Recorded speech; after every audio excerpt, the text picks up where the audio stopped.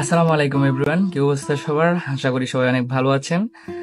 আমার ওমরার ব্লগে আপনাদের সবাইকে স্বাগতম। আমি রিসেন্টলি সৌদি আরব ভ্রমণ করে আসছি। আমি সৌদি আরব যাই মূলত ওমরা হজ পালন করার উদ্দেশ্যেই আমার পরিবারের সাথে। তো আজকের ভিডিওটা আমার ওমরা হজকে নিয়ে। আর একজন মুসলিম পরিবারের সন্তান হয়ে পরিবারের সাথে ওমরা হজ পালন করাটা মানে এর চেয়ে বড় পাওয়া আমার মনে হয় আর কিছু নেই, আলহামদুলিল্লাহ। আর আজকের ভিডিওটার জন্য আমি অনেকদিন অপেক্ষা করেছিলাম যে একদিন আমি এমন একটা ভিডিও বানাবো, আমার উমরার ভিডিও বানাবো। তো সেই স্বপ্ন আমার আজকে পূরণ হতে যাচ্ছে। তো চলুন বেশি কথা না পারি, সরাসরি ভিডিওতে জাম্প করা যাক। Let's go.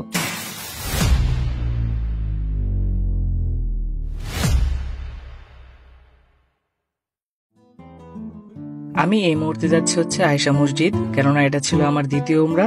তাই নিয়ম অনুযায়ী আয়েশা মসজিদে গিয়ে 2 রাকাত নামাজ পড়ার মাধ্যমে আমার উমরা নিয়ত করতে হবে। তাই আমরা সরাসরি চলে যাই আয়েশা মসজিদে। আমরা অবশেষে এই মুহূর্তে আয়েশা মসজিদ এসে পৌঁছালাম। আয়েশা মসজিদের ওযুখানা থেকে ওযু শেষ করার পর এখন আমরা 2 রাকাত নফল নামাজ পড়ব। নফল নামাজ পড়ার মাধ্যমে আমাদের উমরা নিয়ত করব। তো তারপর আমরা একদম নামাজ শেষ করে নিয়ত শেষ করে তারপরে হেরামে গিয়ে আমরা পর্যায়ক্রমে আমাদের উমরার কাজ সম্পন্ন করব ইনশাআল্লাহ। মক্কার মসজিদুল হারাম থেকে 6 কিলোমিটার উত্তরে মক্কা মদিনা সড়কে অবস্থিত এই মসজিদটি মসজিদে আয়েশা নামে পরিচিত।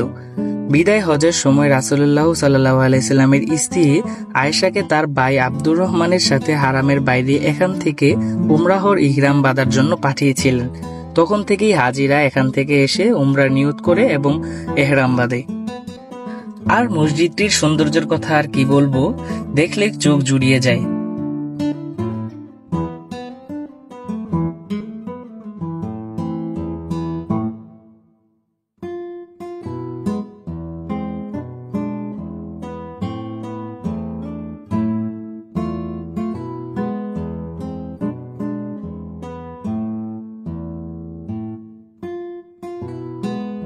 তারপর আমি 2 রাকাত নফল নামাজ পড়ার মাধ্যমে আমার উমরা নিয়ত করে ফেললাম।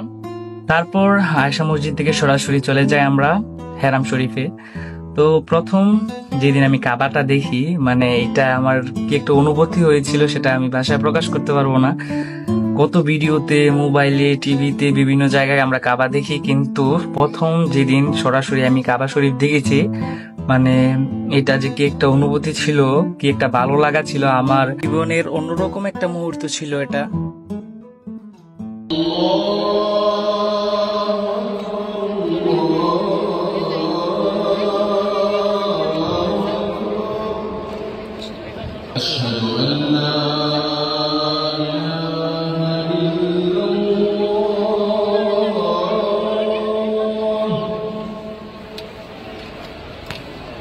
আমরা এশারের সময় উমরা করতে গিয়েছিলাম, এটা ছিল এশারের আজান।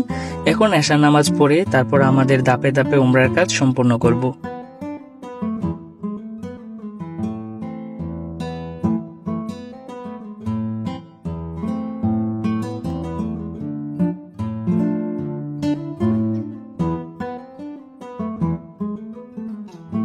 আমরা এশার নামাজ আদায় করলাম।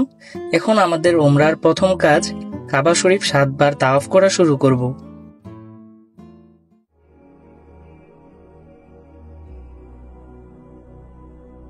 لأجاريهم قلدت ظاهر ما فيهم فبدوت شخصا آخر كي أتفاخر وظننت أنا أني بذلك حزت غنى فوجدت أني خاسر فتلك مظاهر لا لا لا نحتاج الآن كي نزداد جمالا جوهرنا هنا في القلب تلالا لا نرضي الناس بما لا نرضاه لنا حالا ذاك جمالنا يسمو يتعالى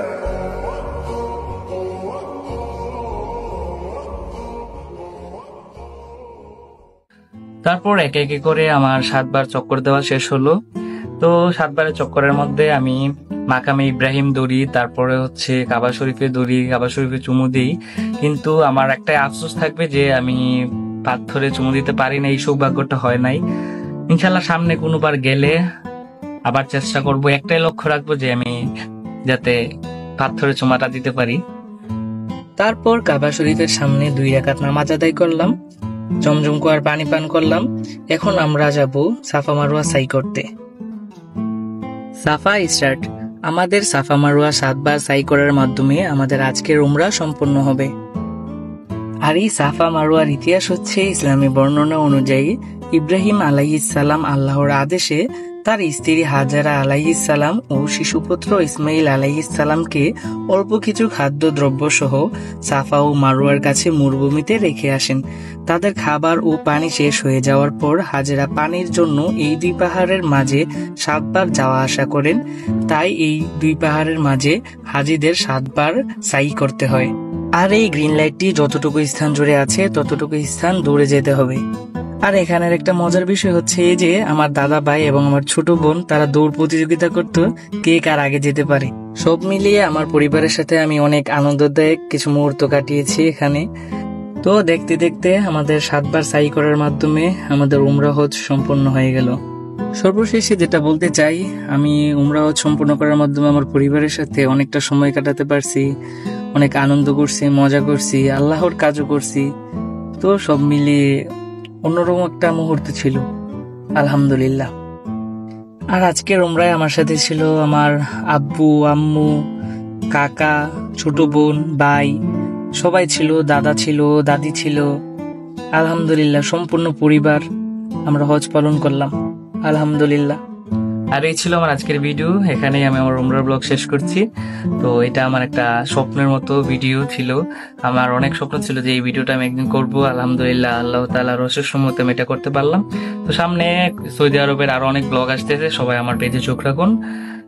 এই দেখা হচ্ছে অন্য ভিডিওতে। Good bye.